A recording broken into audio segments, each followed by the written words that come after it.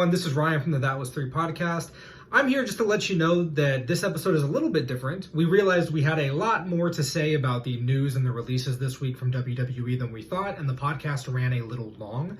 The full episode will still be uploaded tomorrow, and you can listen to the whole thing both on YouTube and on podcast services, but we wanted to upload specifically our thoughts on the releases and the rest of the news around the WWE this week early. That's what this video is going to be. We hope you enjoy, and we hope you come back tomorrow for both our WWE and AEW shows. So we talked about it. There was major news this week in WWE, and I'm sure anybody who follows it already knows, but we're going to go through it just in case. There was massive releases of talent from WWE yet again. Shocking. Yeah, exactly. Releases. Before we get into the details and our opinions on it, Gina, why don't you set the scene of how we found out about this? Okay, so this week was incredibly busy at work. I was working like 14-hour days, so I would get home rather late and would just knock out really hard. So I didn't get to watch Monday's Raw episode right away. So we ended up catching up on Thursday. Thursday night, yeah. Thursday night. So while we were about an hour into the show. Yeah, maybe an hour and a half, like about around halfway through the show. Of the like 9-hour show. We were about an hour in, and then Ryan's like, oh my God, under his breath. And I panic thinking it's something else. And so he pauses it and he starts reading the list of everybody who's released. And honestly, a few of them, I was like, okay, NXT. And then when the bigger names started coming, I was so shocked. Yeah. And truly, I was pretty pissed off. Yeah, I mean, it really just leaves you with kind of a sinking feeling in your stomach. It's hard to be excited about going back and watching Raw after that. Huge shout out, by the way, to Sean Ross Sapp from Fightful. He's the one that we saw breaking the news. Yep. And we probably spent a good hour, maybe a little more, reading reactions. We watched a few live streams from Fightful and from Cultaholic that are two great channels you should subscribe to if you don't already. So we got their kind of takes and insights into it. And then we had to go back to watch Raw. Honestly, I think that was the hardest part for me. Because recently, it's not really recently, it's been for like a while, but I haven't been into Raw at all. After Money in the Bank, the episode after Money in the Bank, I think we've talked about that, I think in one of our last podcasts, that I was just pretty much out. I'm so just not a fan right now. And I'm trying, which is why we're doing the podcast, because I'm trying to like get back into it and see if I can. But after all that, it was really hard to just like, it's so hard when you see a company treating their talent crappy. Yeah. To want to be like, yeah, okay. And like support the show. Yeah. And so it's so hard. Like, we finished it because of the podcast. Had we not have been doing the podcast, I probably would not have finished Raw. Yeah, honest. I think I agree with that, especially if, I agree with that. Before we get into like our deep thoughts and our opinions on it though, just in case anybody watching has not seen the news, let's actually go through the list of people who were let go. So this is the full list, I believe. We have B-Fab from Hit Row, and they were just signed to the main roster. Yeah. You have Ember Moon, Eva Marie, Frankie Monet, who is John Morrison's wife. Yes. Grand Metalik, Harry Smith, Jeet Rama, Jesse Camilla, Karrion Kross and Scarlett, Katrina Cortez, Keith Lee, Lindsay Dorado, Mia Yim, Nia Jax, Oni Lorcan, Trey Baxter, and Zeta Ramier. Did you say Metalik? Grand Metalik, yeah. Both of Lucha House Party. Now, I had heard that they had asked for their release some time ago, so I think those ones are ones that like that's good news for them. But I guess let's start with, what were the biggest shocks to you? Oh, Keith Lee. Yeah. Keith Lee was hands down, and honestly, it's been talked about, like it's been speculated since last night. Nia. Yeah, I think Keith Lee is the one I am most upset about. Nia is the one I'm most surprised by. Yeah. We always have kind of liked Nia. I know she has a bad rap with wrestling fans, that she's unsafe and that she's not that good in the ring. I don't know that I'm qualified in like watching in-ring work to be able to notice that. I know there's been some incidents where she's injured people and that's obviously not good, But we've always enjoyed her on the mic, and we've always enjoyed. I feel okay. Well, not always. Not I feel always. like at the beginning, I was, big girl status. Like I was a huge fan get going. I was like, yes, queen, do that. And we knew her from Divas before. We did know her from Divas previous, and like she has grown. Like when they first put her on the mic, I was kind of like, ooh. But I feel like she really grew over her whole let's force her and Shayna down your throats. Yeah, as much as we didn't like that tag team, I feel like Nia has really gotten a lot better during the last 6 months or so. I agree. She actually she spoke out about it, and I have that. Yeah. So I kind of want to read that. She posted on her Instagram, I usually keep my personal life private, but yesterday's reports leave me no option but to clarify matters. I recently took a short leave of absence from WWE for a mental health break. I've been working through so much, more than I can share, and so I took some time with the full support of the company to take care of myself. Earlier this week, after WWE sent me my schedule to return to the in-ring for November 15th, I asked for an extension on my mental health break, feeling that I needed more time and hoping I would have the ongoing support of the company I have given my all to for the past 7 years. I did not receive a response. The next I heard, I was being released. My vaccination status was never mentioned. I wasn't giving any choices or option. It breaks my heart to be so abruptly let go without consultation when dealing with so much privately. I love my career at WWE. I love the men and women I worked with, and I'm going to need time to process this huge loss. I appreciate those people who have shown understanding and compassion during an incredibly difficult time. So I think the reason she brings up the vaccination is because that right now is speculation on why a majority of them were released. Well, not a majority. The rumor that I have seen is that 4 names were because of vaccination status. So it definitely wasn't all of them. Okay. The reason given for the rest of them, according to reports from inside the WWE, is they received an email from John Laurinaitis claiming it was budget cuts, which is typically the reason given in these situations. Which is crazy because it's been their most profitable year ever. Yeah, I don't have the exact number in front of me, but it was something like their revenue for this quarter was like 240 million and they had a profit of like 190 million. It was like 240 million revenue on like a 60 million operating cost. So it was like the vast majority profit. Yeah.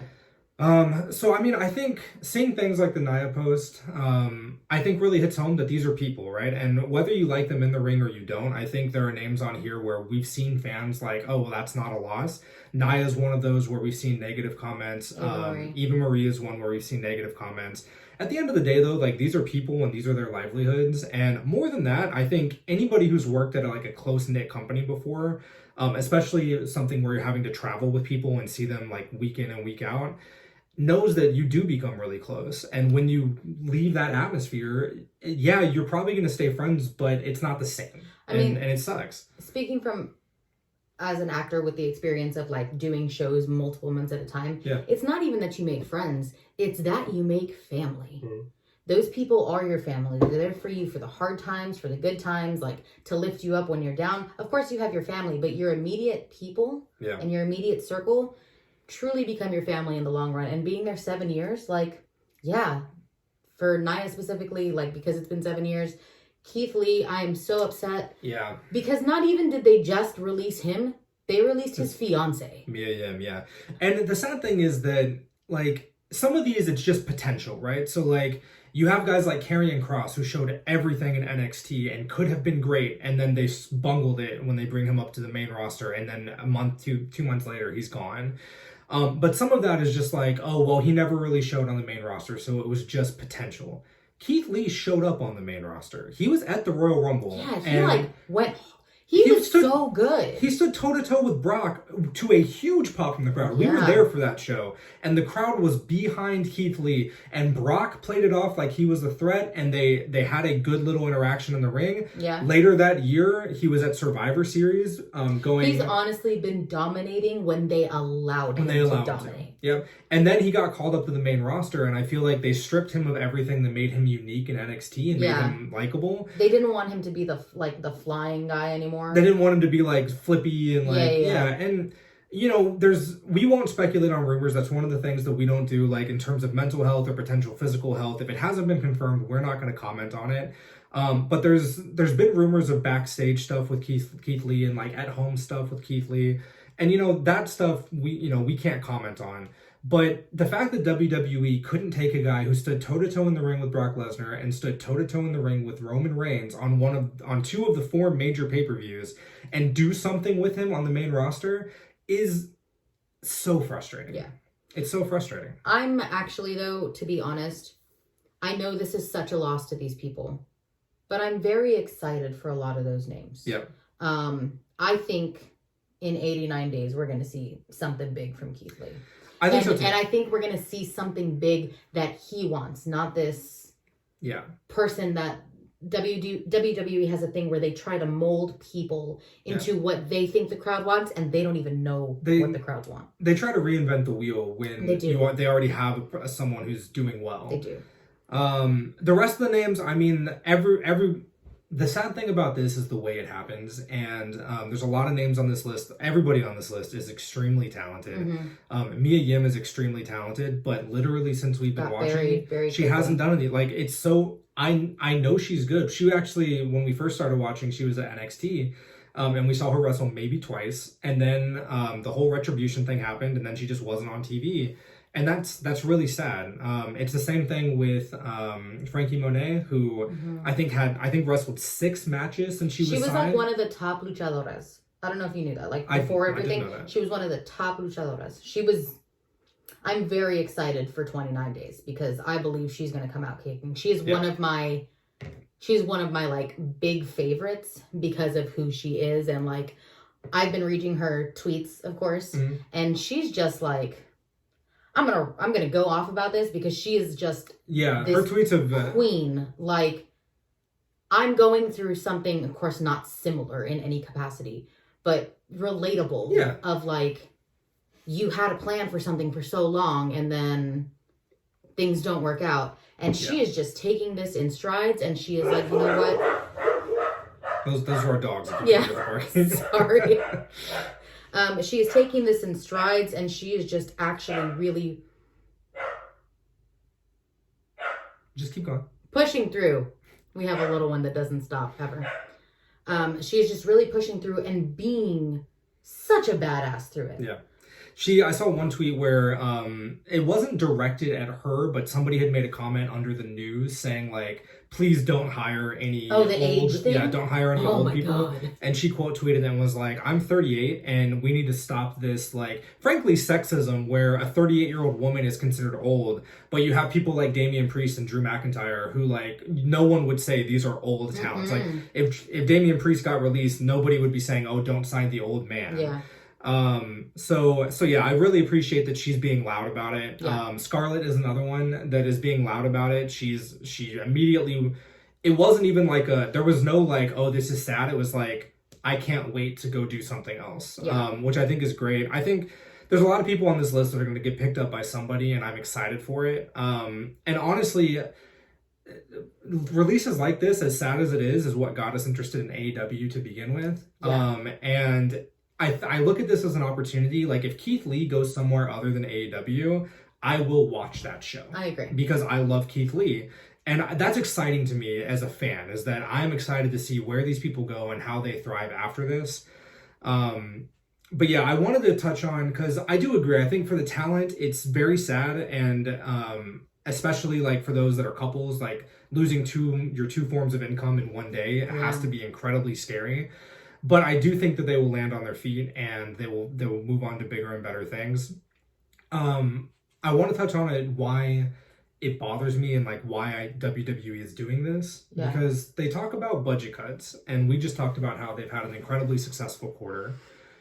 What I think is happening personally is, I think for years, before we started watching, WWE was in talent hoarding mode, where in order to keep the likes of Ring of Honor and Impact Wrestling and New Japan down, they would sign talent to bloated deals, like good deals, good money, and then do nothing with them. Intentionally sign them just to not use them so other people couldn't use them. And that's just a fact, I think. Like, whether that was WWE's plan, that's what they did. They signed way too many people and then didn't use any of them. And I know, like, you're a very creative person, and we've heard people talk about it. Like, Andrade requested his release when he was making, like, $3 million a year because he wasn't satisfied with just doing nothing. And I really respect that.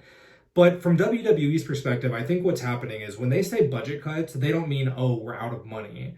What I think they mean is they're looking at a budget sheet and saying, we have this block of wrestlers that bring in X amount of money and we're paying them X amount of money.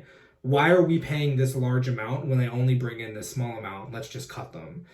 And I understand that from a business perspective, but it just shows such a lack of foresight. Like, I think it was BFAB had just re-signed her contract like 2 weeks ago. You have people like Frankie Monet, who was just signed in February. You have people like Eva Marie, who just came back earlier this year. After the last cuts where they cut Braun. Well, they cut so many Adam. people. Sorry.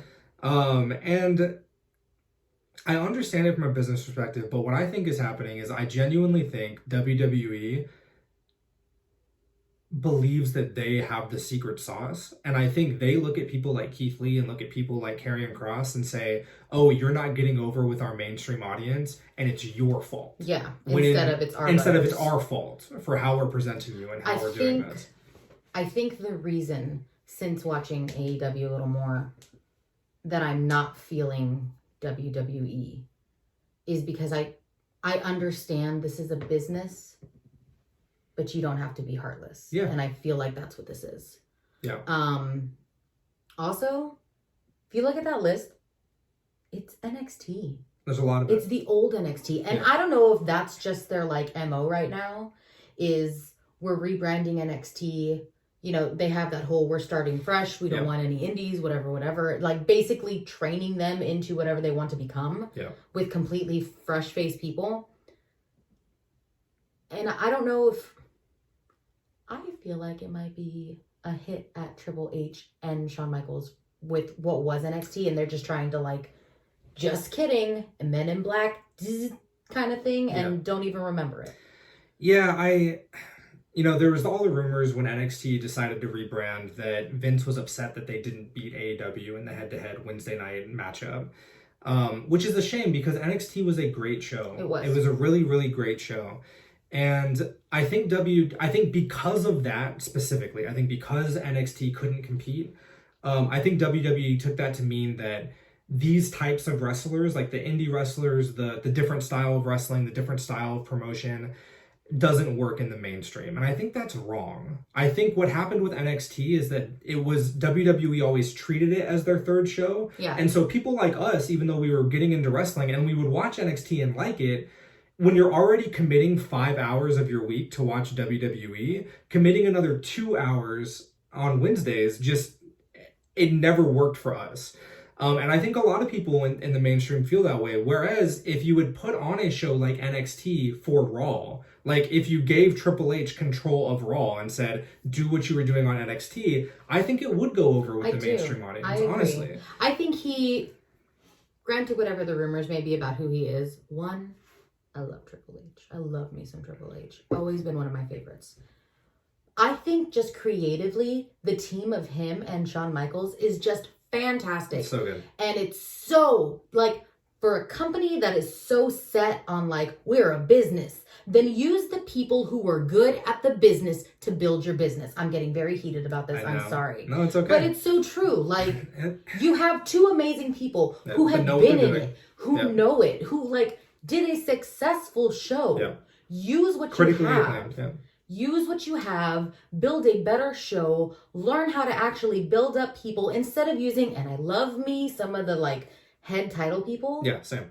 But why do I care about anybody else if you're going to keep shoving Drew down my throat? And I love Drew, and Drew. I don't ever mind it. But it was Drew and Lashley. Rematch after rematch after rematch. Roman and whoever. Roman being saved by whoever. Start to build. Yep. Use people who know what the fuck they're doing. All right, I'm going to stop because I'm just angry about this, clearly. I want to read something that I found on Reddit that's kind of along the same lines. And so it's on the Squared Circle subreddit, and this is a a user named Kerda, Kerda. But what they wrote was WWE have come to the conclusion that they don't need a deep roster anymore. It's clear that their strategy going forward is to build their shows around a handful of full-time main eventers, Roman, Drew, Bobby, maybe Big E, pad them out with a few part-time legends, Brock, Edge, Goldberg, Cena on occasion, and maintain a 15 to 20 person mid-card that they can pluck from to put in main events of their B pay-per-view shows. The company's focus nowadays is producing content. Live event revenue is low margin, pay-per-view revenue doesn't really mean anything since they're getting flat Peacock subscriptions, and their TV gets solid ratings regardless of quality, which is all their broadcast partners care about. This is also why they gutted NXT, since guys like Von Wagner and Duke Hudson can fill TV time just as efficiently as Keith Lee or Karrion Kross and for a fraction of the cost. Yeah. And I think that really hits the nail on the head. I think there's two things at play here. I think you have people like Nick Khan who are looking at it as a business.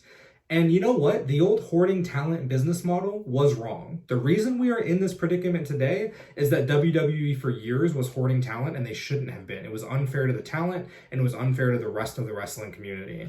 Yeah. The other side of it is that I think there's a lot of yes men in WWE. And I genuinely think if you ask people like Vince McMahon and Bruce Pritchard and like the higher ups at WWE, if you ask them, is AEW a good wrestling show? I genuinely think they would say no. I think they would look at what they are doing and say, we are doing it right. We get better ratings. We have the bigger deals. We have the bigger stars. What they're doing is just for the indie kids. What they're doing is just for the small subset of fans. We have the mainstream. And I think they're wrong, but I think everything they're doing points to that's their mindset of we're going to set up NXT to make our WWE stars. We're going to set up our shows with the people that we know can draw. And we think anybody that we didn't specifically handpick to be the next big person can't be the next big person. I agree with that. But I think there are ulterior motives behind it. So last night on one of the lives, I think it was, I don't know, we watched both. We watched two of them. So yeah.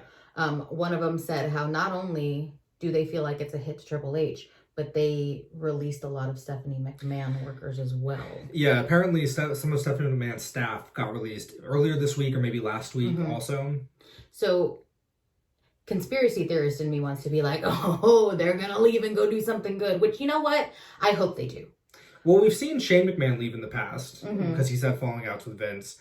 I just don't see Triple H leaving WWE while he's married to Stephanie and while Vince McMahon is alive. I could see it maybe if like... Well, I don't know, because they're making a lot of profit with all those A&E shows, which also you should watch them because they're pretty interesting. Yeah. Speaking really quick, do you want to touch on the shows? What shows? What they are? Like Dancing with the Stars and all that? Let's finish this and then we'll go into Dancing with the Stars. Because I could take forever. I just don't see Triple H leaving WWE. I think maybe if there's a situation like when eventually Vince steps down or passes away, you know, or whatever, if the reins don't get past to Stephanie and Triple H, I could see them at that point being like, okay, I can't do this anymore. But while Vince is alive and while Stephanie is still in the position she's in, I just don't see Triple H stepping away from WWE. As much as I would like him to. I would love for Triple H to do his own thing or to join AEW or to join Impact, whatever. He is so good at what he does in terms of like booking a wrestling show. And I don't think it would be just him though. I think it would be him and Shawn Michaels. Oh yeah, I think Shawn would go with Triple H. But I will say, I think, and I'm just going to make this as fast as we can because we spent a lot of time. We have spent a lot of time, but it's frustrating. I think there's ulterior motives as far as I think WWE is planning on selling at some point in the future. That is a big rumor. Is WWE is making their books look better so that they can sell. I just think the ego of Vince McMahon, I don't see him selling. Like it's his baby. He inherited it from his father. I don't see him. He's already a millionaire, if not a billionaire. I do not see him selling for profit. I just don't see it. 1, 2,